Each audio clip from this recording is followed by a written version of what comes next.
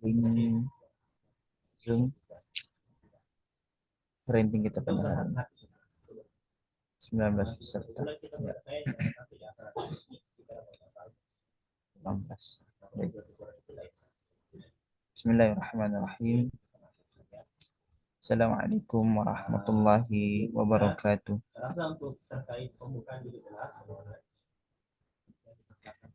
Alhamdulillahi rabbil alamin. Wa bihi nasta'inu ala umuri dunya waddin. Wassalatu wassalamu ala rasulillahil karim nabiyina Muhammadin sallallahu alaihi wasallam tasliman katsira wa ba'd. Pertama-tama mari kita senantiasa membasahi lisan-lisan kita untuk senantiasa bersyukur kepada Allah atas segala limpahan karunia dan nikmat yang begitu banyak selalu kita rasakan, sehingga kita bisa berkumpul kembali bersua dalam ruang Zoom untuk melanjutkan kelas parenting Ramadan kita dengan buku yang dikarang oleh Syekh Musabbab 99 Kiat Hidup Rumah Tangga Bahagia.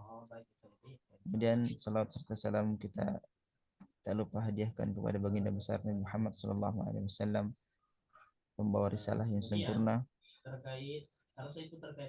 dan manusia terbaik yang Allah utus ke muka bumi untuk menyempurnakan akhlak manusia. Sebelum acara dimulai, kami mohon maaf jika di sini banyak suara-suara karena kami dalam kondisi berkegiatan KKN dan pagi ini banyak musyawarah. Jadi mohon maaf. Kemudian untuk mempersingkat waktu, kami langsung saja persilahkan kepada Ustadz kita Ustadz Haji Fadlan Akbar LCMHI untuk menyampaikan materi pertemuan yang ke-20. Wa'alaihi tafadhal mashkura wa majur. Baik, bismillahirrahmanirrahim. Assalamualaikum warahmatullahi wabarakatuh. Alhamdulillah, alhamdulillahilladzi bi ni'matihi tatimmus shalihat. Asyhadu an la ilaha illallah wahdahu la syarikalah wa asyhadu anna Muhammadan abduhu wa rasuluh. Allahumma salli wa sallim wa barik wa an'im ala habibina wa qudwatina wa syafi'ina wa nabiyyina Muhammadin wa ala alihi wa sahbihi wa man sara ala nahjihi ila yaumiddin, amma ba'du. Ma'asyiral muslimin wal muslimat, ikhwah dan akhwat, peserta kajian parenting keluarga. Pada pagi hari ini kita di hari yang ke-22. Tak terasa ya, kita telah berada di 10 terakhir. Ini menjadi pengingat bagi kami dan kita semuanya bahwa di hari-hari terakhir ini kita memohon kepada Allah Subhanahu wa taala agar diberikan kekuatan yang lebih untuk semakin meningkatkan kualitas ibadah kita dan kuantitasnya. Kualitas bacaan Al-Qur'an kita dan kuantitasnya. Sebab Rasulullah Shallallahu alaihi wasallam dan para sahabat ketika mereka telah berada di 10 terakhir di bulan Ramadan, kesungguhan mereka, keseriusan mereka di dalam beribadah semakin meningkat. Kita akan membahas kembali salah satu di antara kiat-kiat mewujudkan keharmonisan dan kebahagiaan di dalam kehidupan berumah tangga. Semoga setiap kaum muslimin dan terutama para peserta diberikan karunia tersebut, diberikan nikmat tersebut, bisa menjalani kehidupan rumah tangga bersama dengan pasangannya dan anak-anak putra-putri yang dikaruniakan Allah kepadanya dengan harmonis, menjalaninya dengan harmonis, menjalaninya dengan bahagia. Kiat yang ke-20 akan kita pelajari, judulnya Sammamul Aman. Sammamu al-Aman. Sammam ini bermakna kalau bahasa kita desainer, ya, pendesain, pendesain keamanan. Seseorang yang memiliki kepiawaian dalam mendesain.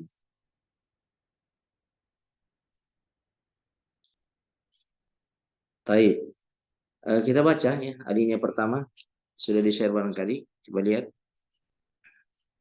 Ya ini nih. Saya baca di sini aja. Al-amanu minal ususil qawiyati listiqraril hayati zawjiyah.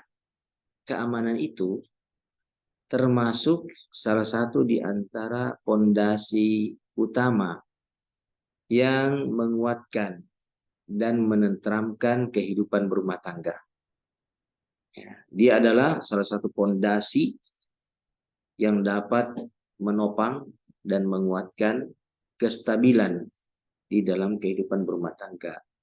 Sawaun al-amanun nafsiyyi awil jasadiyyi awil maddi. Apakah itu adalah keamanan psikologis, keamanan pikiran, keamanan jiwa, ya, atau keamanan tubuh, atau keamanan finansial, keamanan materi. Jadi semua jenis keamanan ini adalah merupakan unsur paling kuat di dalam menopang kestabilan berumah tangga. Wa ni'damuhu fil usrati yuaddi ila tafakkukiha wa tasharrudi a'dha'iha. Kehilangan rasa aman di dalam rumah tangga yuaddi ila tafakkukiha, berdampak pada rusaknya rumah tangga itu. Jadi kehilangan keamanan jiwa, keamanan fisik, keamanan materi, finansial, itu dapat merusak rumah tangga. Wa tasyarrudi a'dha'iha, dan dapat mencerai-beraikan anggota rumah tangga. Jadi ketika seseorang tidak merasakan keamanan psikologis, ya, keamanan perasaan, selalu kecewa, selalu sedih, selalu khawatir, selalu cemas, dan perasaan-perasaan itu yang selalu merundung ya kehidupan rumah tangga, lama-lama ya pasangan itu akan menjauh. Anak-anak pun demikian. Apalagi kalau ditambah dengan kehilangannya keamanan fisik, selalu dipukul, KDRT selalu terjadi setiap 3 kali sehari. Ya. Pagi KDRT, siang KDRT, malam KDRT. Lebam-lebam ini badan dipukul. Ya. Anak-anak demikian pula. Lama-lama rumah tangga yang seperti ini akan rusak. Ya. Anggota rumah tangganya akan terpencar-pencar, ya, lari menjauh. Demikian pula ketika tidak ada keamanan finansial, ya, tidak bisa sarapan, tidak bisa makan siang, tidak bisa makan malam, ya, bagaimana ini? Ya. Tidak ada tempat tinggal. Nah, maka kondisi ini benar-benar akan merusak kehidupan rumah tangga. Fayanbaghi 'ala zawjaini al-hirsu 'ala an yakuna masdar amnin wa amanin li ba'dihima al-ba'd wa li auladihima. Maka seharusnya pasangan suami istri itu memiliki keseriusan, memiliki perhatian yang besar, memiliki semangat al-hirs, ya, agar keduanya menjadi sumber keamanan dan ketenteraman bagi yang lainnya dan bagi anak-anaknya. Jadi suami istri ini harus berusaha semaksimal mungkin agar mereka berdua bisa menjadi sumber keamanan dan ketenteraman bagi yang lainnya, ya, dan bagi anak-anaknya. Wadzalika bi'adami al-i'tida'i ala ba'dihima, ya, bil qaul kasurah wa tahdid ayil wa'id la siyama halal ghadabi. Demikian itu ya caranya dengan tidak menjadi sumber gangguan bagi yang lain. Ya, tidak melakukan hal-hal yang bisa menganiaya dan mencederai pihak lain, baik dengan perkataan, ya, seperti berteriak-teriak, ya, mengancam, ya, la siyama halal ghadab, ya, utamanya ketika kondisinya lagi marah. Jadi kalau marah nggak perlu sebenarnya nggak perlu teriak-teriak ya sampai mengancam-ngancam. Waqad yakunu al-i'tida'u bil fi'l, dan kadang ya gangguan itu ya, dengan perbuatan, dengan eh, dengan sikap seperti memukul dengan berbagai bentuknya, awis sijil atau mengurung, ya, memenjara, menahan, awil i'tida' 'alal mal, ya, atau mengintimidasi melalui harta, ya, tidak diberikan apa-apa, wal mumtalakati syakhsiyah, ya, atau kepemilikan pribadi, ya, umpamanya uangnya istri. Kalau uangnya istri kan yang merupakan haknya kan tidak boleh sama sekali diganggu oleh suami, sama sekali nggak boleh. Ya, dia harus minta izin terlebih dahulu ketika dia memanfaatkannya. Jadi hak privasi istri itu tidak boleh yang hartanya ya, tidak boleh dimanfaatkan secara sepihak oleh suami. Ya. Nah, kadang suami ada yang ambil uang istrinya, ya, ambil harta milik istrinya, milik pribadi. Ini juga termasuk al-i'tida, termasuk intimidasi atau gangguan. Au ghairi dzalika min anwa'il adza, atau hal-hal lain yang merupakan gangguan. Jadi intinya di sini pasangan suami istri haruslah berupaya menjadi sumber keamanan dan ketentraman bagi seluruh anggota rumah tangga. Suami menjadi sumber keamanan dan ketentraman untuk istrinya. Istri menjadi sumber keamanan dan ketentraman untuk suaminya. Dan kedua mereka, suami istri ini, ayah dan ibu, menjadi sumber keamanan dan ketentraman bagi sekian anak-anaknya, sekian putra-putrinya. Kemudian kita pindah ke alinea berikutnya. Nah, di alinea berikutnya ini, di alinea kedua, Syekh selalu mendatangkan dalil. Dalil yang pertama adalah hadis Rasulullah sallallahu alaihi wasallam. Qala sallallahu alaihi wasallam, Rasulullah sallallahu alaihi wasallam bersabda, al-mu'minu man aminahun nas. Seorang mukmin itu adalah orang yang manusia lain merasa aman darinya. Manusia lain merasa aman dari. Orang-orang di sekitarnya merasa aman darinya. Aman dari gangguan lisannya, aman dari gangguan pandangan matanya, aman dari gangguan tangannya, aman dari gangguan kakinya, dan dari seluruh jenis gangguan-gangguan yang ada. Ya, manusia-manusia yang ada di sekitarnya merasa aman. Wal muslimu, sementara muslim itu kata Rasulullah, man salimal muslimuna min lisanihi wa yadihi. Ya, seorang muslim itu adalah seorang yang memberikan keselamatan kepada kaum muslimin lainnya, atau kaum muslimin lainnya merasa selamat, ya, dari gangguan lisan dan tangannya. Wal muhajiru man hajara su'a. Seorang yang berhijrah itu kata Rasulullah adalah orang yang meninggalkan keburukan, berhijrah, meninggalkan keburukan. Jadi orang yang berhijrah itu bukan hanya orang yang meninggalkan kampung halamannya, tapi hijrah yang sesungguhnya adalah hijrah meninggalkan keburukan. Walladzi nafsi biyadihi la yadkhul jannata 'abdun la yu'minu jaruhu bi bawa'iqahu. Demi jiwaku yang berada dalam genggaman kekuasaannya. Ya, demi Allah. Rasulullah bersumpah. Demi Allah. Ya.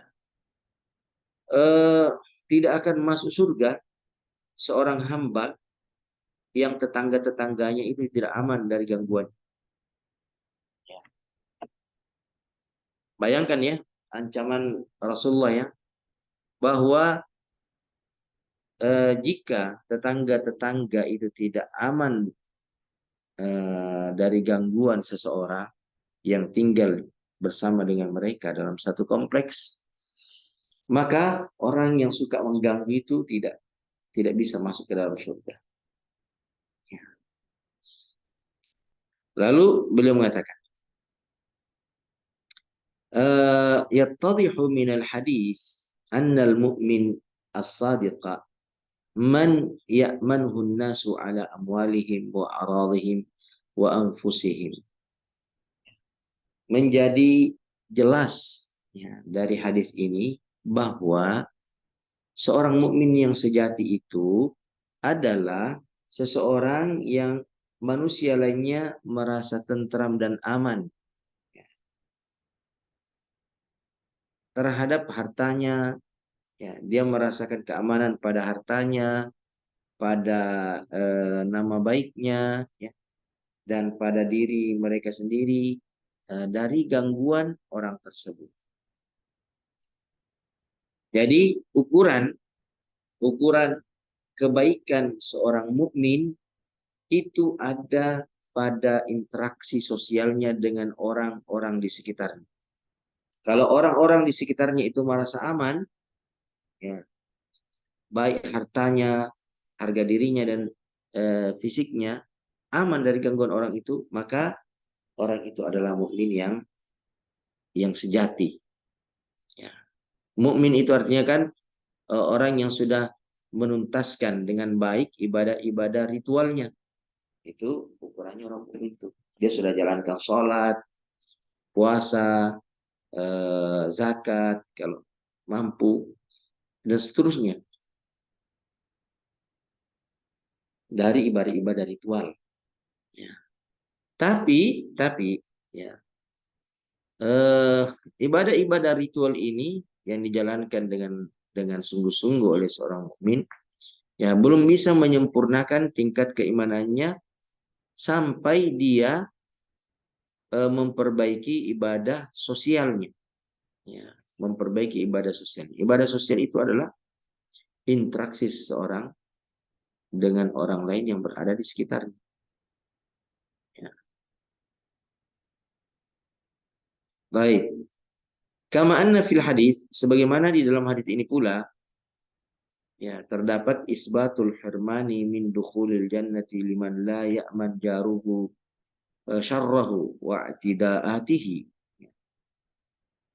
Di dalam hadis ini juga ya, telah ditegaskan ya, pengharaman ya, masuknya seseorang ke dalam surga ya, jika tetangga-tetangganya tidak merasa aman dari gangguan dan keburukannya.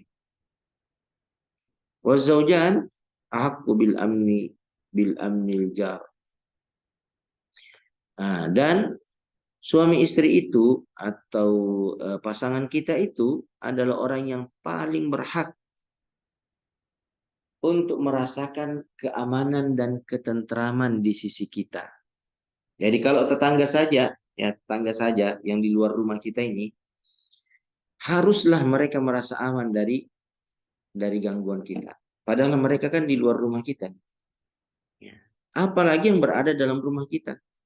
Maka yang berada di dalam rumah itu haruslah lebih utama merasakan keamanan dan ketentraman dari diri kita. Ya.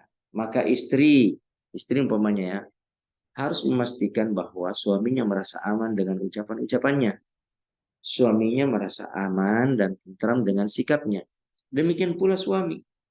Suami harus dapat memastikan bahwa istrinya aman dan tentram ya, dari ungkapan-ungkapan lisannya, dari kata-katanya, dari intonasi suaranya. Ya, istri harus merasa aman dari sikap suaminya. Dan pasangan kita lebih berhak ya untuk merasakan ketentraman dan keamanan itu daripada tetangga kita. Bukan berarti kalau begitu ya sudah tidak usah diberikan keamanan tetangga. Bukan begitu maksudnya. Maksudnya seandainya tetangga diperintahkan bagi kita untuk membuat mereka aman dan tentram, ya maka tentu saja yang lebih utama adalah istri karena dia berada di dalam rumah kita atau suami kita sendiri. Kalau dia istri harus benar-benar kita pastikan merasa aman dan tentram di sisi kita. Kemudian selanjutnya pada alinea ketiga, ya sini asbatat ad-dirasatu anna juzur al-amrad an-nafsiyyah wal ittirabat as-sulukiyyah wa minha mumarasatu al-'unfi ta'udu li fatrati at-tufulati fil ajwa'il usariyyati wal ijtima'iyyati ghairu sawiyah. Ya.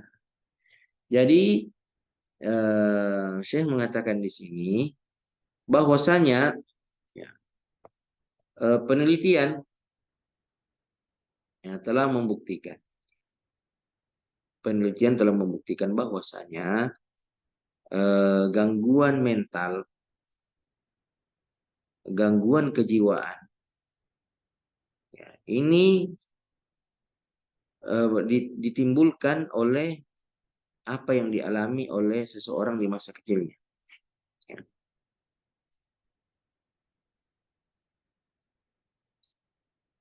Yaitu ya ketika keluarganya tidak harmonis. Ya gangguan mental, ya gangguan kejiwaan dan sikap yang selalu ingin berbuat yang kasar ya, mumarasatul unf, premanisme. Kita terjemahkan premanisme. Ini timbul bermula dari masa kecil. Ya. Pada lingkungan keluarga atau lingkungan sosial yang tidak normal.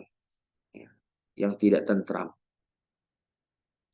Jadi kecenderungan orang-orang yang tumbuh dan besar dalam lingkungan keluarga yang tidak normal, yang tidak ideal, yaitu mengakibatkan gangguan mental, ya, guncangan kejiwaan, serta tindakan premanisme.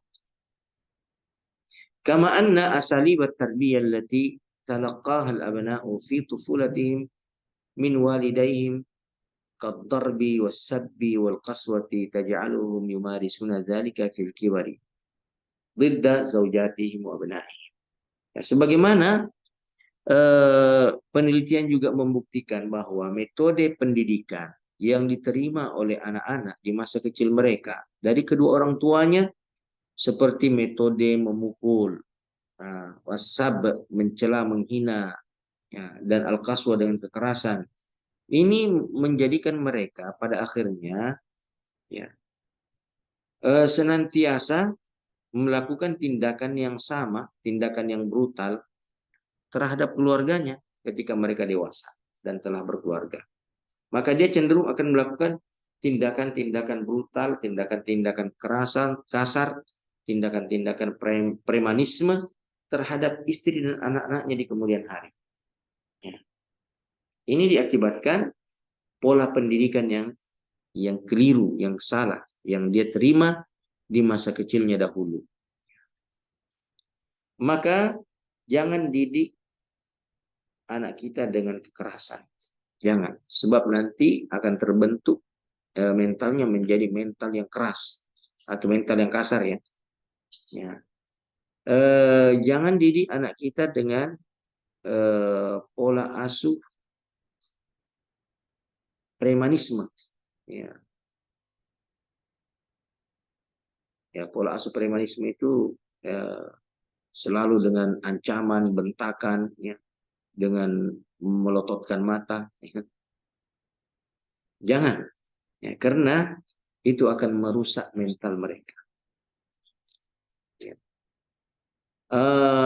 Mimma yang bagi i'adatu intaji al-unfi ghair al-ajyal wa intisharihi kharij hududil majmu'ati allati afrazathu mawqi'a al-mustashar. Nah, jadi hal ini yang menyebabkan kita harus kembali ya memperbaiki ya, pola pendidikan, pola asuh ya, pola tarbiyah bagi generasi kita agar ya penyebarannya ini ya tidak masif ya. Penyebarannya ini jangan sampai keluar dari batas kelayakan ya. Jadi kita harus minimalisir ya pola asuh yang keliru. Ya, penelitian ya yang dilakukan di Eropa ya dan negara-negara maju bahwasanya pola pendidikan yang diterima oleh anak-anak di dalam kehidupan berumah tangga mereka ini sudah di ambang batas normal. Ya, sudah sangat berbahaya sekali. Sehingga nanti generasi berikutnya ini umumnya adalah generasi preman. Ya, generasi yang kasar. Generasi yang barbar. Ya. Ini hasil penelitian ya dalam kehidupan sosial, ya utamanya di Eropa. Ya, alhamdulillah di negeri kita ya tidak seperti itu. Tapi kecenderungan negara-negara berkembang itu mengikuti pola yang ada di negara-negara maju, ya kan? Baik pendidikan, ya ekonomi, politik, ya, pertahanan keamanan. Kecenderungan negara-negara ketiga itu mengikuti apa yang berkembang di negara-negara maju. Yang utama ya, dan di sini adalah Eropa. Pendidikan kita kan juga begitu, pola pendidikan kita kan begitu, yang mengikuti perkembangan yang ada di sana. Maka ini kalau kita tidak segera memperbaiki keadaan, maka dampaknya sangat berbahaya di kemudian hari. Akan lahirlah dari setiap rumah tangga itu generasi-generasi preman, ya, generasi-generasi kaku, generasi-generasi kasar yang mau menyelesaikan masalah dengan cara kekerasan saja. Ya, baik masalah-masalah yang terjadi dalam rumah tangganya di kemudian hari. Ya, makanya kan coba eh, telusuri hasil penelitian ya, KDRT dalam rumah tangga. Kecenderungannya kan setiap tahun meningkat ya. KDRT dalam rumah tangga kecenderungannya meningkat. Mengapa kecenderungannya meningkat KDRT dalam rumah tangga? Karena pola asuh, pola pendidikan dalam rumah tangga itu yang keliru. Baik. Jadi kembali lagi kita pada tema utama bahwa selayaknya dan seharusnya pasangan suami istri itu menjadi desainer keamanan dan ketentraman dalam rumah tangga. Dialah yang mendesain ya, kondisi rumah tangganya itu agar setiap anggota rumah tangga di dalam rumahnya itu benar-benar merasakan keamanan, kenyamanan, dan ketentraman. Maka dengan demikian, ya keluarga itu akan merasakan keharmonisan dan kebahagiaan di dalam mengarungi kehidupan berumah tangga. Wallahu taala a'lam. Kita telah selesai membaca ya semua tema ini ya.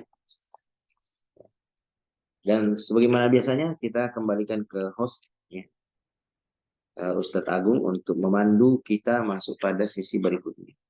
Sesi tanya jawab. Afwan ya, saya agak kurang ini nih. Mungkin karena saya dalam kondisi ngantuk berat. Ya sebenarnya saya ini berusaha menahan ya, agar saya tidak menguap ya, dan agar saya tidak ngantuk. Tapi saya rasa suara saya kayak suara ngantuk. Saya tidak tahu kalau antum yang dengarkan. Wallahu taala. Enggak justru enggak. Nah, jadi ya. Iya, Subhanallah. ya, Oke. insyaallah. Kami ucapkan syukran wa jazakumullah khairan atas materinya. Semoga bisa dipahami dengan baik dan bisa diterapkan di kehidupan dalam berumah tangga. Kemudian eh, kita melangkah ke agenda berikutnya yaitu tanya jawab. Silahkan bagi para peserta bisa raise hand dan menulis pertanyaan di kolom komentar. Ya,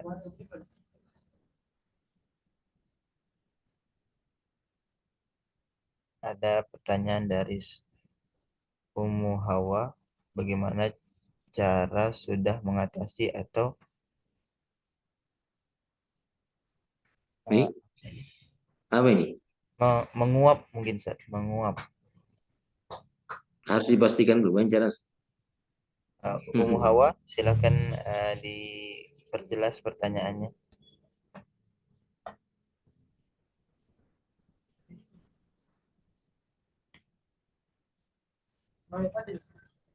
Iya, kalau Ummu Hawa barakallahu fik ya, kalau mesti memonitor ya, ya apa maksudnya atau diperjelas ya pertanyaannya. Atau Baik. mungkin ya cara mengatasi mau menguap gitu kah? Kalau saya paham juga begitu Ustaz. Atau kita melangkah pertanyaan berikutnya Ustaz dari eh, Ummu Sa'adah. Pertanyaannya, Ustadz, kami pernah membaca di sebuah sosmed bahwa nafkah untuk kebutuhan pribadi istri dan kebutuhan rumah itu berbeda. Mungkin karena keterbatasan ilmu kami baru mendengarkan hal itu, Ustadz. Jangan sampai istri merasa tidak bersyukur dengan pemberian suami. Syukron, Ustadz. Fadal, Ustadz. Barakallahu fik Ummu Sa'adah ya. Ya, nafkah untuk kebutuhan pribadi istri dan kebutuhan rumah itu berbeda.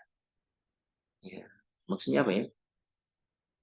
Ya, kedua-duanya kebutuhan pribadi istri seperti pakaiannya, makanannya, pengobatannya, ya memang itu adalah merupakan kewajiban bagi bagi suami. Ya, tempat tinggalnya, jaminan tempat tinggalnya itu adalah kewajiban kewajiban suami. Ya, eh, di dalam Al-Quran ya, eh, surah At-Talaq ayat 6. Kita buka dulu surah At-Talaq ayat ke-6 ya. Antum bisa tampilkan di situ ya. Ya, Ustadz, saya sementara nama tampilkan. Iya, saya bacakan ya. A'udzubillahi minasyaitonir rajim.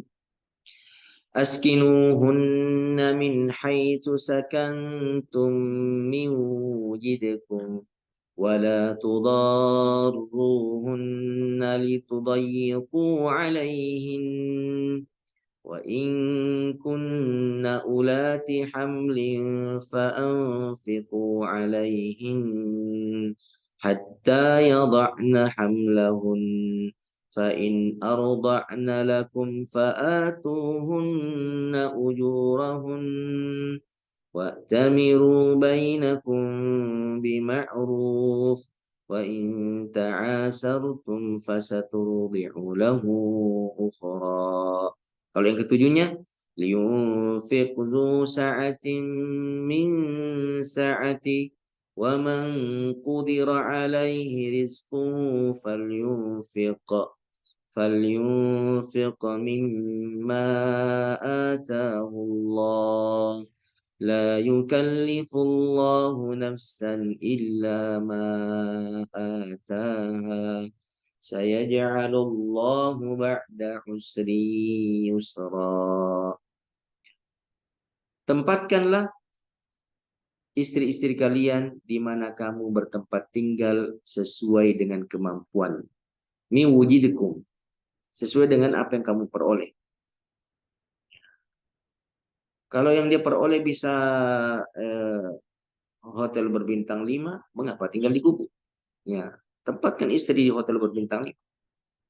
Ya. Tapi kalau mampunya gubuk, ya kenapa? Ya memaksa diri, ya sampai dililit utang ke sana kemari untuk menempatkan istri di hotel berbintang 5. Ya, jadi sesuai dengan kemampuan yang Allah berikan kepada kita. Dan janganlah kamu menyusahkan mereka untuk menyempitkan hati mereka. Wala tudarruhunna. Jangan kalian sempitkan istri-istri kalian. Ya. Maksudnya eh, jangan tahan-tahan itu nafkah. Ya. Kalau ditahan-tahan nafkah kan istri jadi susah, jadi sempit. Ya. Litudayiqu alaihinna. Ya. Untuk menyempitkan hati mereka, menyusahkan hati mereka. Ya. Jadi tentu sangat sangat apa ya, sangat susah perasaan wanita itu kalau suaminya itu tahan-tahan nafkahnya. Kecuali kalau memang tidak ada. Tahan-tahan itu, menahan-nahan itu adalah orang yang memiliki, ya, tapi dia tidak menyalurkan. Nah, itu tidak boleh. Dan jika mereka istri sekalian itu ditalak dan sedang hamil, ini ditalak ya. Ya. Wa in kunna ulati hamlin. Dan jika mereka itu dalam kondisi hamil, ya, ini tentang wanita yang ditalak dalam kondisi hamil. Fa'anfiqu alaihinna hatta yadhana hamlahunna. Ya. Tetap harus diberi nafkah sampai dia melahirkan kandungannya. Padahal udah diceraikan. Mantan suami harus tetap berkewajiban memberikan nafkah kepada dia. Jangan dia mengatakan, saya sudah ceraikan dia. Nah, dia dalam kondisi hamil. Ya. Yang menyebabkan dia hamil, ya, setelah takdir Allah adalah perbuatan Anda. Ya. Karena Anda berhubungan biologis dengannya. Ya. Maka ya konsekuensinya Anda tetap harus memberikan nafkah kepadanya. Ya, sampai dia melahirkan. Nah, kemudian apa lagi? Fa'in arda'na lakum fa'atuhunna ujurahum. Dan kalau dia menyusui anakmu, anak-anak kalian, maka berikanlah imbalannya kepada mereka. Harus diupah dia. Ya, kalau di zaman Rasulullah tahu, ya, masyarakat jahiliyah sebelum Rasulullah diutus menjadi nabi, kebiasaan orang-orang di kota adalah menyewa ibu-ibu yang punya bayi untuk menyusukan anak mereka. Ya. Dan Rasulullah kan disusui ya, oleh Halimah, ya, Halimah Sa'diyah, ya, dari klan Bani Sa'ad, ya, di kampungnya suku Bani Sa'ad. Rasulullah tinggal di sana, disusui selama 2 tahun. Nah, jadi mereka itu dapat upah, ya, dari orang tua yang anaknya mereka susukan, itu dapat upah mereka. Ya, mereka dengan upah itu hidup normal, ya, hidup berkecukupan. Maka sekalipun istri itu telah diceraikan, ya, dia dalam kondisi hamil, dia dalam kondisi menyusui, masih wajib tuh mantan suami untuk memberikan tunjangan. Masih wajib. Wa'tamiru bainakum bima'ruf, dan bermusyawarah di antara kamu dengan cara yang baik. Dan ayat selanjutnya, liyunfiq dzu sa'atin min sa'ati. Ya, hendaknya orang yang lapang yang memberikan nafkah sesuai dengan kelapangannya. Dan orang yang terbatas rezekinya juga memberikannya sesuai dengan keterbatasan rezeki yang dimilikinya. La yukallifullahu nafsan illa ma ataha. Allah itu tidak membebani seseorang melainkan sesuai dengan apa yang diberikan Allah kepadanya. Ya, kalau kita diberikan oleh Allah Subhanahu wa taala karunia rezeki meskipun sudah pontang-panting mencarinya, ya hanya 1 juta, ya, maka nafkah itu sesuai dengan kadar kemampuan finansial yang didapat oleh suami. Ya, yang 1 juta itu kan tidak mungkin eh, habis untuk makanan saja, ya kan? Ada biaya-biaya yang lain yang harus diperhitungkan. Maka disinilah istri itu harus menjadi pelengkap bagi suaminya, penentram bagi suaminya. Ya, jangan dia tuntut-tuntut ya lebih daripada itu. Karena tuntutan-tuntutan yang berlebihan itu di luar batas kemampuan yang Allah berikan kepada suaminya akan membuat suaminya tidak merasa nyaman, tidak merasa tentram, ya, dan kehilangan rasa bahagia hidup bersamanya. Kita kembali ya, intinya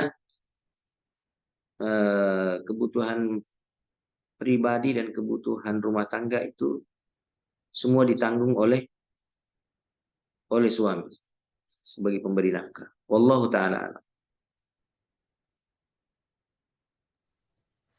Baik, Masya Allah, sangat jelas sekali Ustaz. Iya, Baik, baik. barakallah. Kemudian ini tadi yang disempurnakan oleh Ummu Hawa. Pertanyaannya, apa Ustaz cara menghadapi anak yang sudah terjun, sudah sering berkelahi dengan adiknya dengan kasar seperti teriak dan memukul karena kami yakin kesalahan dari kami sedari orang tua. Apakah anak-anak kami bisa juga berubah tidak suka kasar dan bisa jadi anak yang lemah lembut? Insyaallah. Taib ya. Barakallahu fikum. Di dalam surah Ar-Ra'd ayat 11 ya. Kita buka nih surah Ar-Ra'd ayat 11.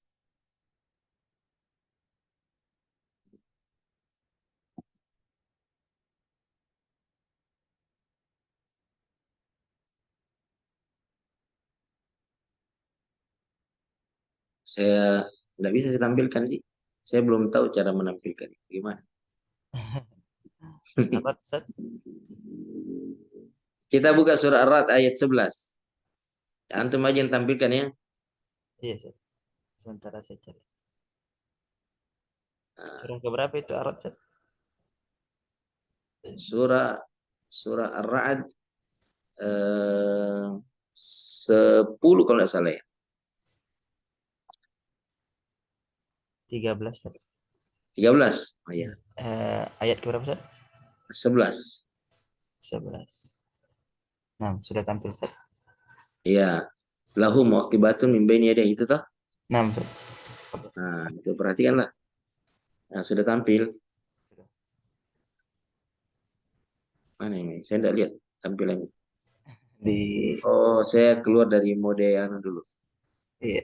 Ini dia. Masya Allah.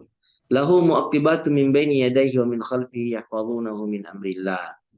Bagi manusia itu ada malaikat-malaikat yang Allah tugaskan secara bergiliran menjaga mereka dari depan, dari belakang, eh,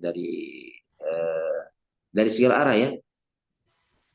Ini atas perintah Allah. Ya. Jadi ada mekanisme yang khusus dibuat oleh Allah untuk melindungi kita. Ya. Satpam-satpamnya dari kalangan malaikat. Lalu Allah mengatakan, Innallaha la yughayyiru ma biqaumin hatta yughayyiru ma bi anfusihim. Ya. Dan Allah itu tidak akan mengubah keadaan suatu kaum hingga mereka mengubah apa yang ada pada diri mereka sendiri. Ya.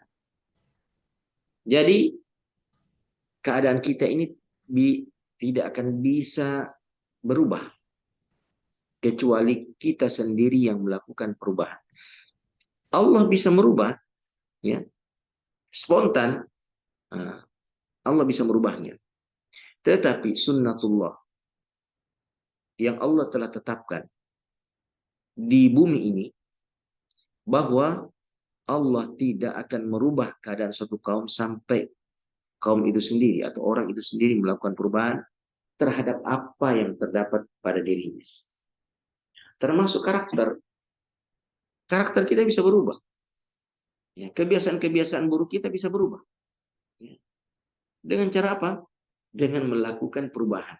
Nah, kiat-kiat untuk melakukan perubahan itulah yang mesti kita pelajari. Ya, kiat-kiat untuk bisa merubah diri sendiri itulah yang harus dipelajari.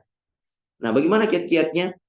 Nah, para ulama kita mengatakan kiat yang pertama adalah memasang tekad. Ya. Tanpa tekad ya tidak bisa juga. Ya. Tekad untuk berubah.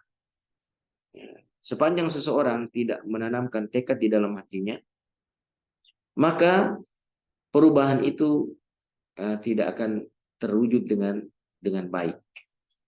Karena dia akan selalu dikalahkan oleh hawa nafsunya.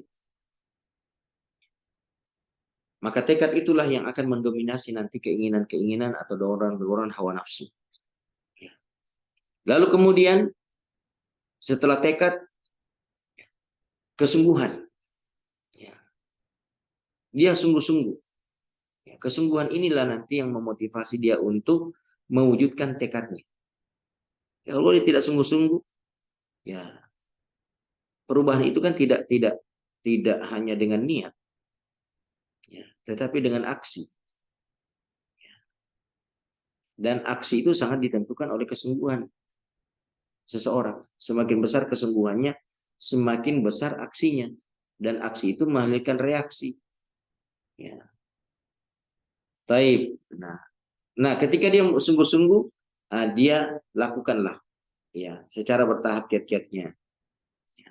Tidak ada sesuatu yang lebih baik, ya, merubah keadaan seseorang itu melebihi ilmu. Ya. Sekali lagi, tidak ada sesuatu yang dapat merubah keadaan seseorang itu menjadi lebih baik daripada sebelumnya melebihi ilmu. Ya. Setelah iman ya, adalah ilmu. Jadi kalau mau merubah diri, belajar.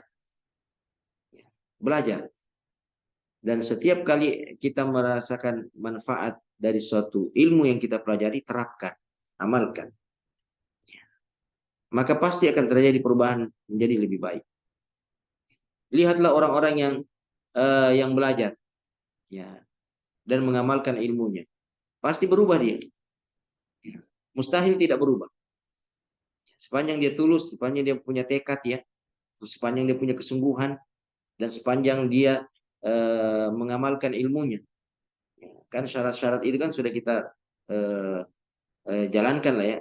Tekad, sungguh-sungguh, ya, ya, sungguh-sungguh artinya dia mau mengaplikasikan nanti apa yang kiat-kiat yang akan dia eh, pelajari untuk melakukan perubahan pada dirinya. Maka belajar dia. Sepanjang seseorang tidak belajar, maka sepanjang itu tidak akan terjadi perubahan yang berarti dalam hidupnya. Ya, baik dalam urusan dunia maupun dalam urusan akhirat. Ya, tidak berubah. Jadi sekali lagi, eh, tidak ada yang dapat merubah keadaan seseorang lebih baik daripada sebelumnya melebihi ilmu. Tidak ada yang kalah itu ilmu.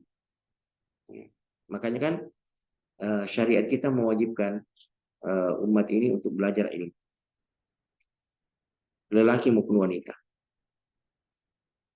Tapi dia itu adalah sarana terbaik untuk merubah dan mengupgrade, ya, meningkatkan kualitas kepribadian kita dan kualitas hidup kita, ya, baik di dunia apalagi nanti di akhirat.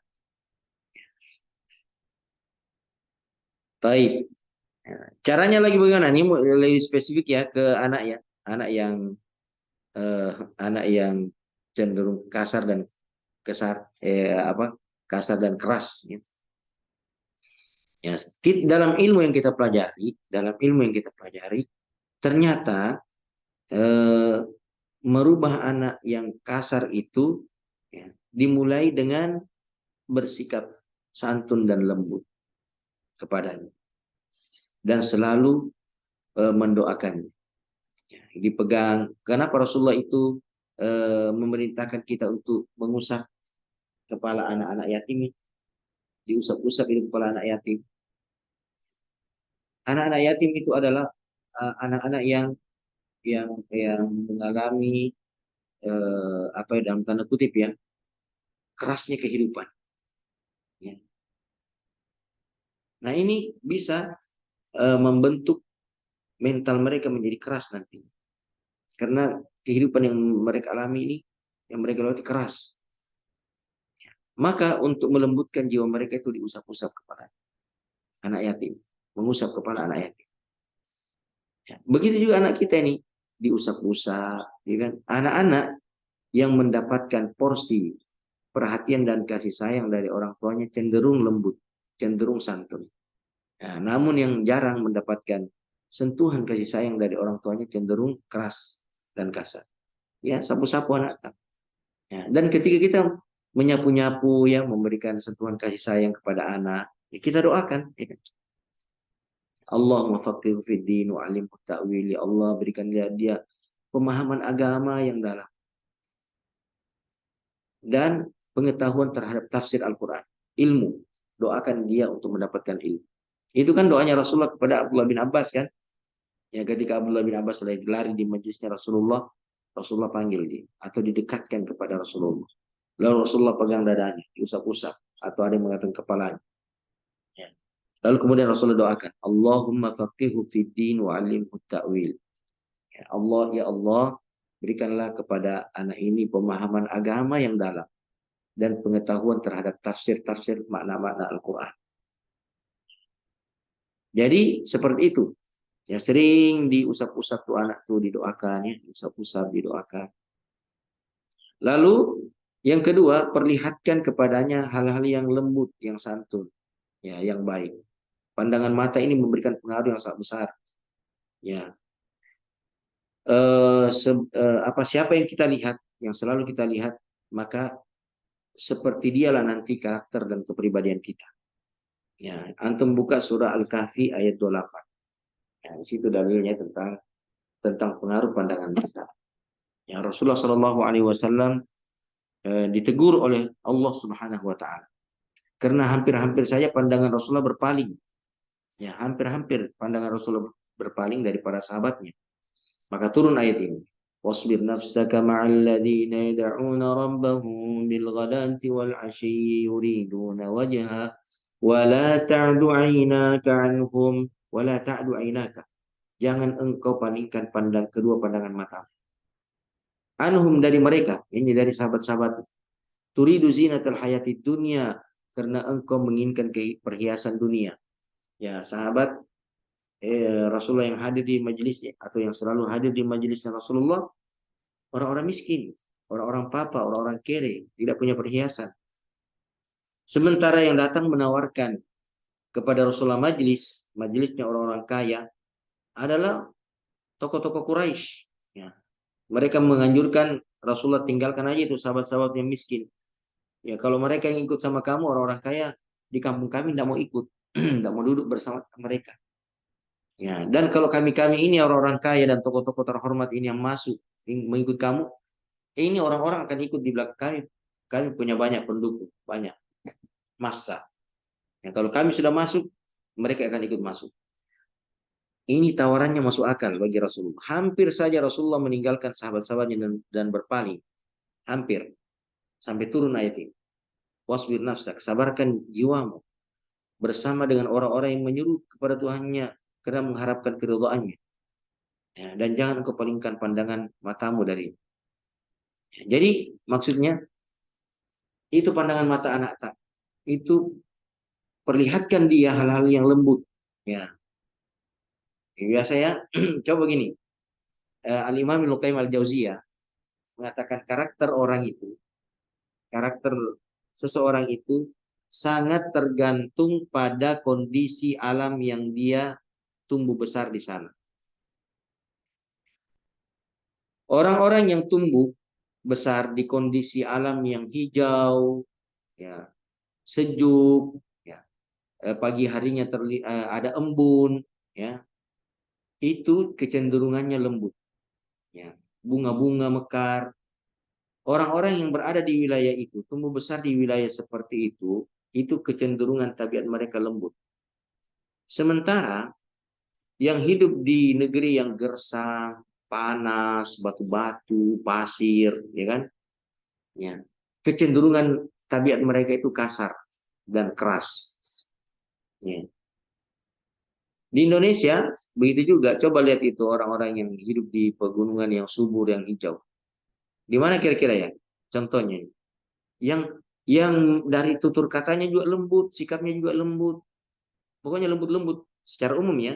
Secara umum, meskipun mungkin di sana ada orang-orang yang kasar juga, tapi tabiat umumnya. Contohnya apa kira-kira? Kalau di negeri kita, daerah-daerah dingin, yang subur, yang hijau, yang banyak bunga-bunga, yang ada embun-embunnya, di mana kira-kira?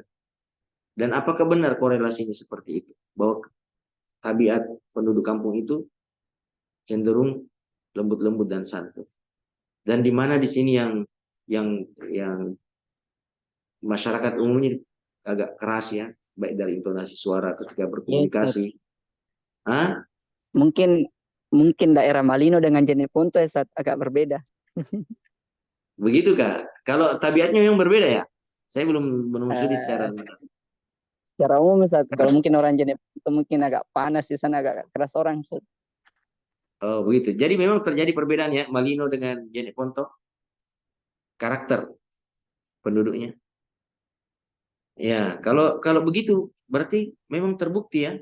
Mengapa orang-orang yang di tempat-tempat yang hijau? Karena dia selalu lihat itu pemandangan yang indah, ya kan? Embun pagi dia selalu lihat, ya. Mungkin kupu-kupu dia selalu dia lihat. Di mana di daerah-daerah gersang tidak ada yang seperti itu. Tidak ada yang dia lihat. Yang dia lihat batu, barangkali ya. Yang dia lihat tanah pecah-pecah, ya. Yang dia lihat pohon, tapi cuman cuman apanya ya, pokoknya dan ranting-rantingnya, nah, yang kelihatan kasar, ya tidak ada daun-daunnya. Ya, yang dia lihat itu terus yang dia lihat setiap hari. Ah, akhirnya apa yang dia ditangkap oleh matanya itu yang tersimpan di dalam hati. Nah, jadi sekali lagi perlihatkan kepada anak kita sesuatu yang lembut, ya, yang indah. Maka niscaya itu yang tertanam di dalam hati. Itu salah satu di antara kiat-kiatnya. Nah, dan sabar Ki karena merubahnya ini membutuhkan waktu. Tidak mungkin simsalabim besok langsung lembut. Tidak. Itu membutuhkan waktu yang panjang ya untuk berubah. Ya. Pisahkan dia dari orang-orang teman-temannya yang kasar. Ya, pisahkan dia. Jangan biarkan dia bergaul. Ya. Saya ingat sekali. Ini pengalaman pribadi nih ya, pengalaman pribadi. Ya. Selain yang saya alami sendiri juga. Saya dulu saya dulu itu kecenderungan saya itu ya seperti umumnya perantau-perantau dari Sulawesi ya. Ya, ada masalah sedikit mau diselesaikan dengan tinju ya dan baku pukul. Kita orang-orang Sulawesi lah terkenal itu di Jakarta ya, baik di Jakarta Pusat ya, mahasiswa-mahasiswa dari Sulawesi eh, maupun Jakarta Selatan. Banyak masalahnya sama warga kampung. Ya, itu masalahnya kalau mereka disindir, diganggu ya, ya sampai datang RT, Pak RT itu mengatakan, weh, kalau menyelesaikan masalah jangan langsung langsung memukul gitu, langsung marah-marah. Ini darah panasnya orang-orang orang-orang Sulawesi. Nah, eh, beberapa teman-teman yang ingin merubah karakternya, merubah karakternya, ya, termasuk diantaranya saya pribadi, merubah dengan cara bergaul dengan orang-orang Sukabumi, orang-orang Sunda.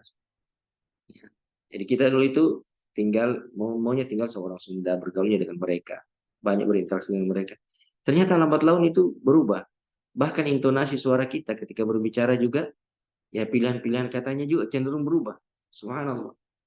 Ya, dan teman-teman seperti itu juga, berubah dia menjadi melembut. Ya. Dan selebihnya teman-teman yang dari dari apa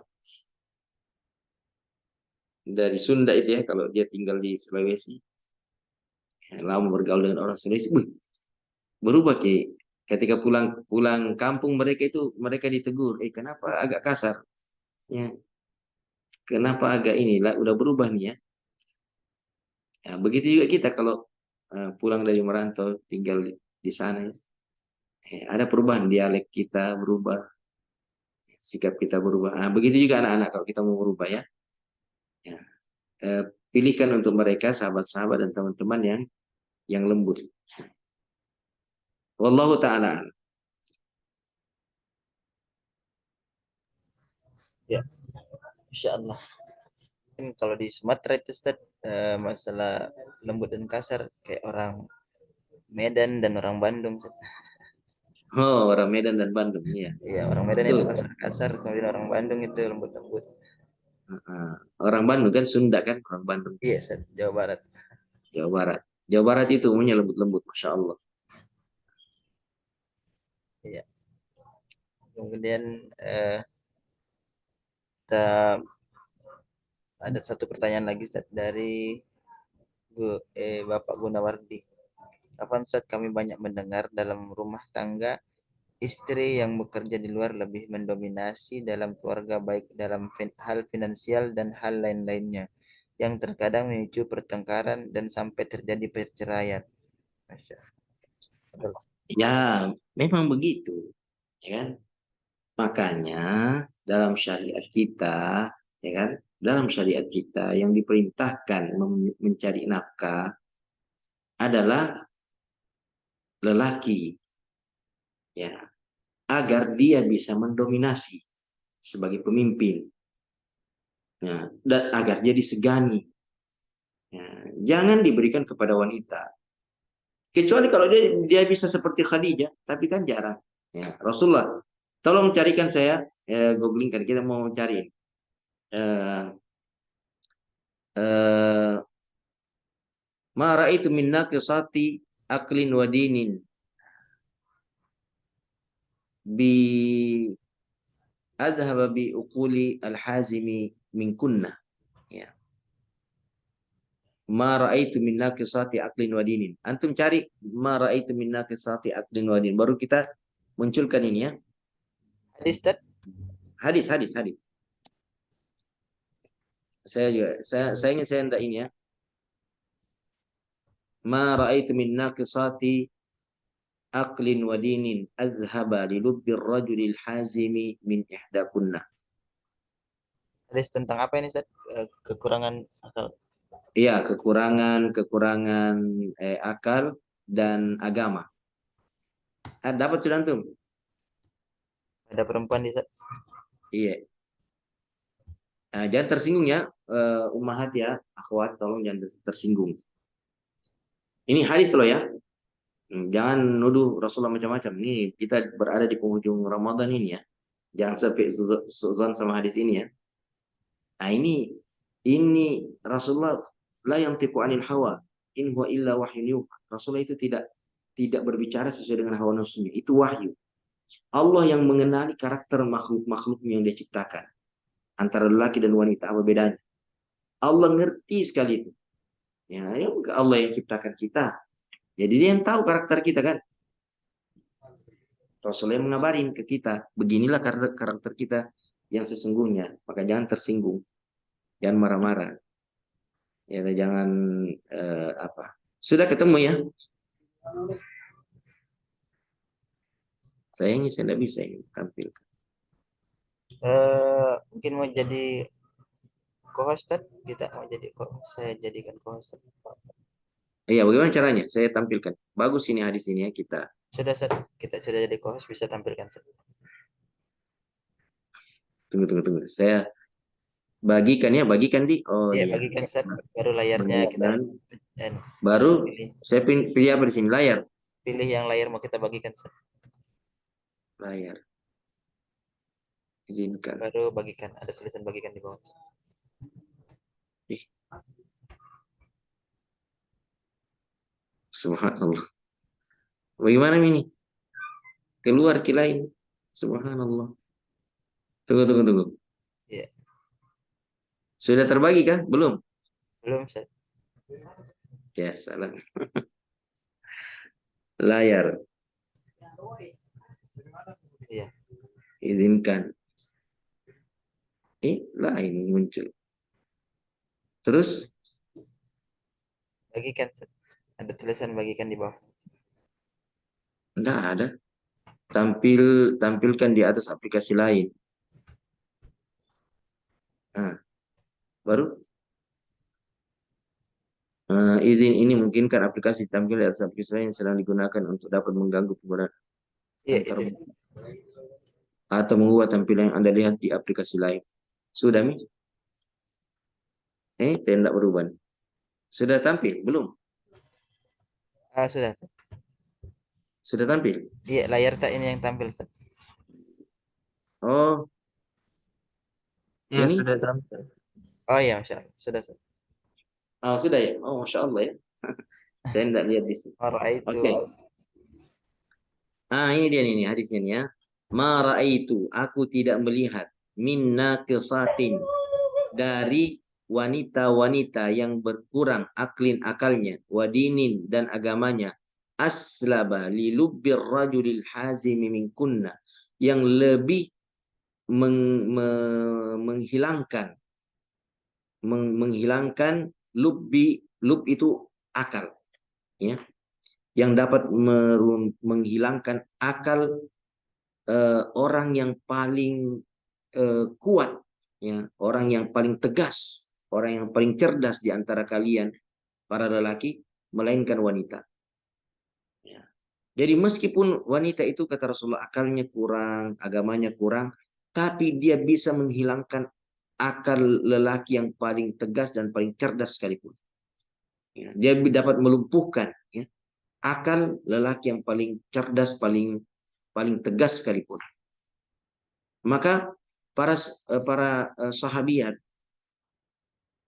bertanya kepada Rasulullah, "Wa ma dzalika ya Rasulullah?" Kenapa bisa begitu ya Rasulullah? Ya. Maksudnya eh, kenapa kami ini wanita dianggap kurang akal dan kurang agama? Dari sisi mana penilaian itu? Nah, maka Rasul mengatakan, "Alaisa ihdakunna tamkusu al-layali la tusalli wa la tasum?" Bukankah salah seorang di antara kalian bisa dalam beberapa malam, dalam beberapa hari meninggalkan sholat dan puasa? Ya bisa, kalau lagi haid atau nifas. Ya, itu menunjukkan kekurangan agama. Ya, orang yang tidak sholat kan hanya saja, ya, ini adalah merupakan kudrat dari Allah, ketetapan dari Allah. Dia harus tidak boleh sholat. Dia harus meninggalkan sholat dalam kondisi itu. Ya. Fadzalika min nuqsani diniha. Ya, itulah dia tanda berkurangnya agamanya. Nah, kemudian wa syahadatu ihdakunna 'ala nisf min syahadati ar-rajul. Bukankah persaksian kalian itu wanita itu sebanding dengan persaksian seorang lelaki, atau eh, persaksian kalian itu setengah dari persaksian lelaki, ya. Satu orang lelaki itu bisa jadi saksi, tapi satu orang perempuan tidak bisa jadi saksi. Kalau mau mencari saksi dari kalangan wanita harus menghadirkan dua wanita, baru boleh diterima persaksiannya di pengadilan, ya. Tapi kalau laki-laki cukup satu, sudah bisa diterima persaksiannya di pengadilan untuk memutuskan sengketa, ya, atau memutuskan hukum pidana. Kalau wanita tidak cukup satu, harus dua wanita.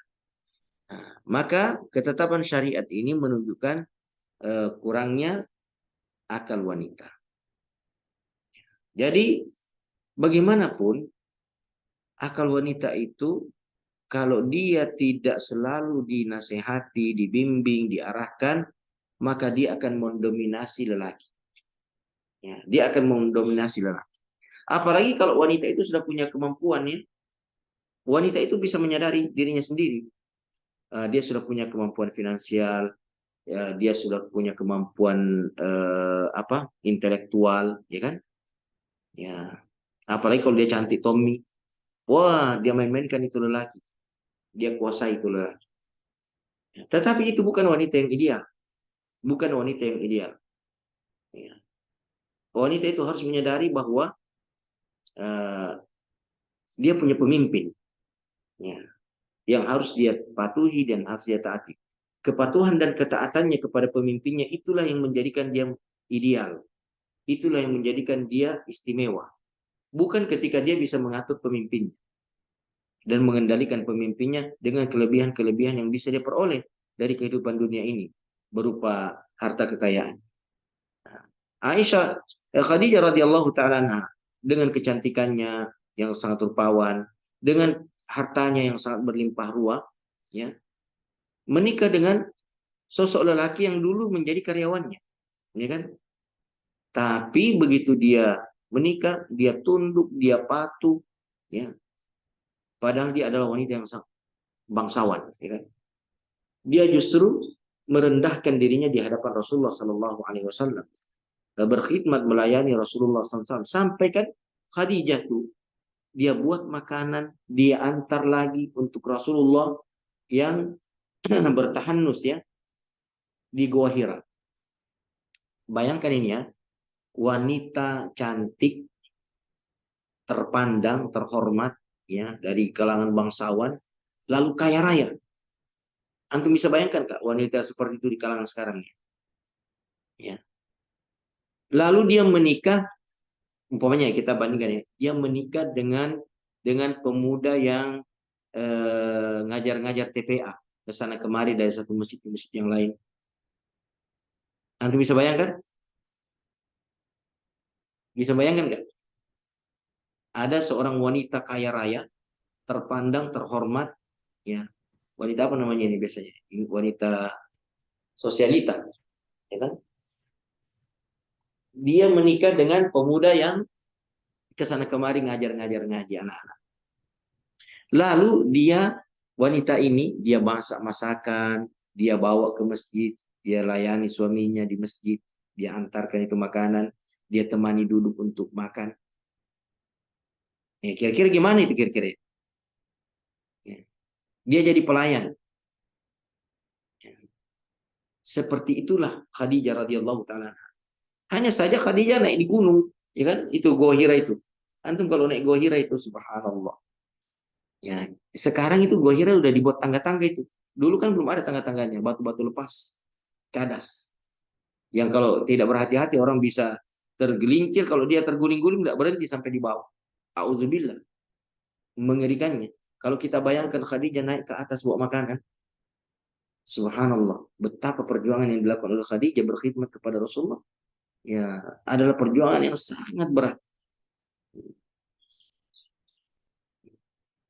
Jadi wanita itu, wanita sekaya apapun dia punya pemimpin. Ya. Jangan sampai dia terlena dengan kekayaannya sehingga dia mau menguasai suaminya. Nah, ini wanita-wanita sekarang ya karena tidak ada iman ya. Ya, tidak ada iman, makanya kalau dia sudah jadi wanita karir, kecenderungannya mau menguasai dan mengatur suaminya. Ya, padahal tidak boleh seperti itu.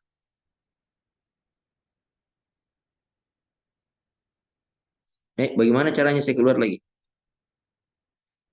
Oh ya, sudah keluar ya.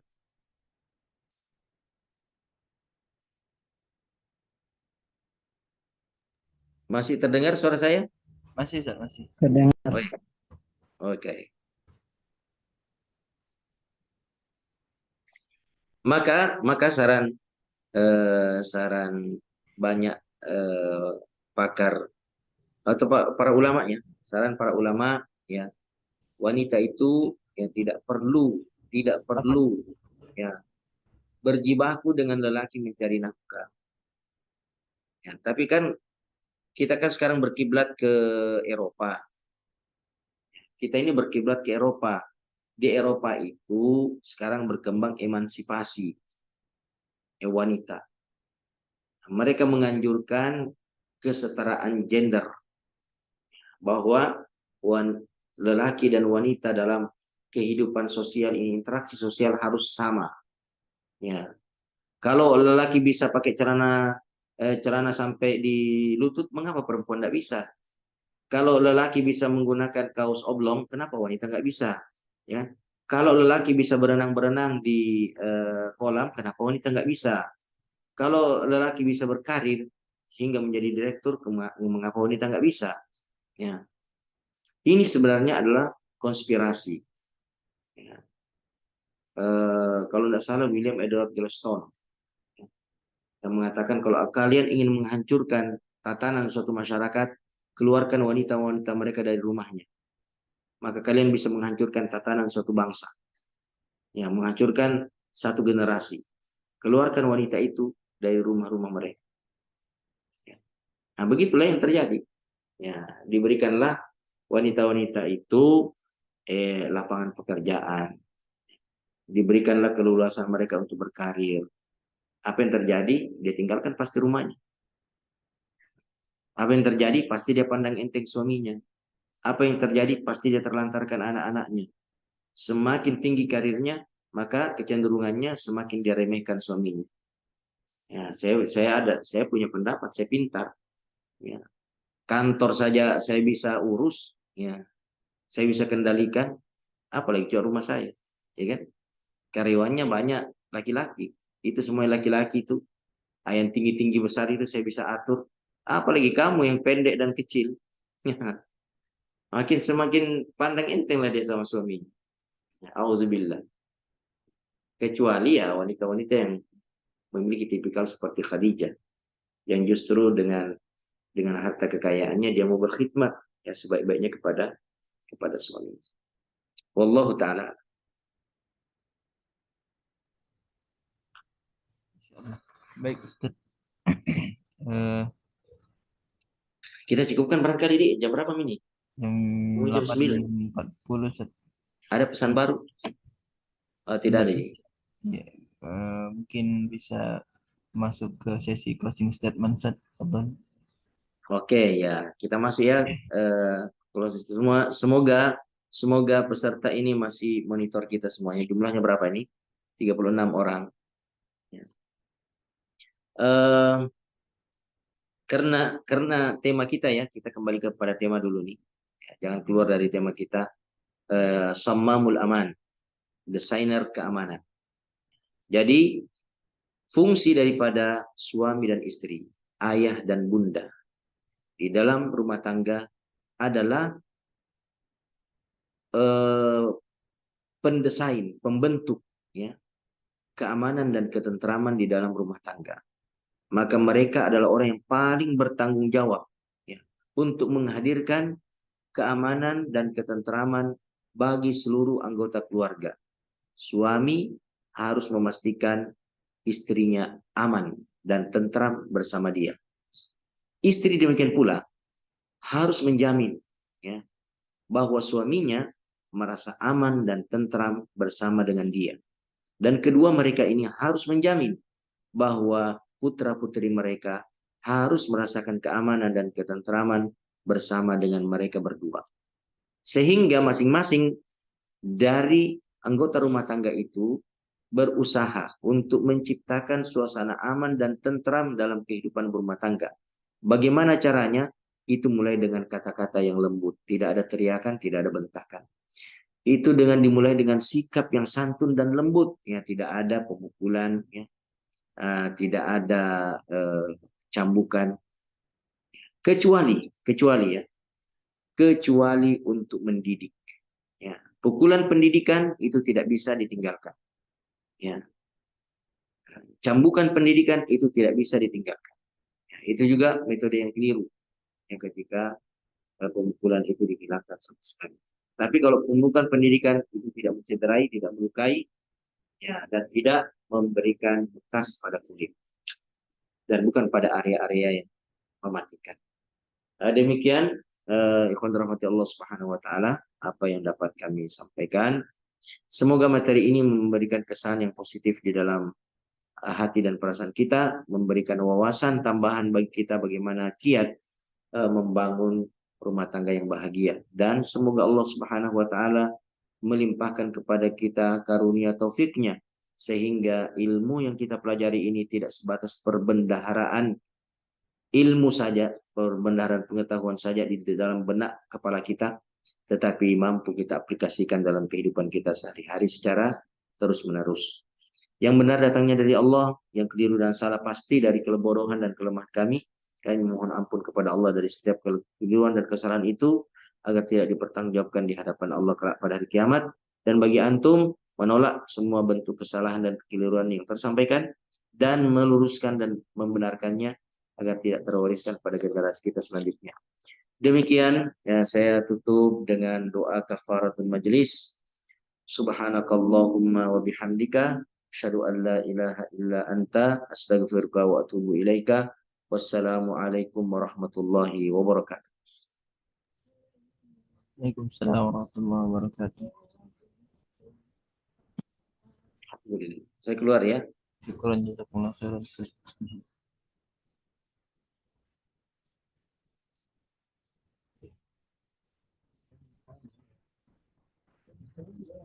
Baiklah para hadirin sekalian, dengan sesi berakhirnya sesi closing statement tadi, maka berakhir pula kajian parenting kita pada hari ini.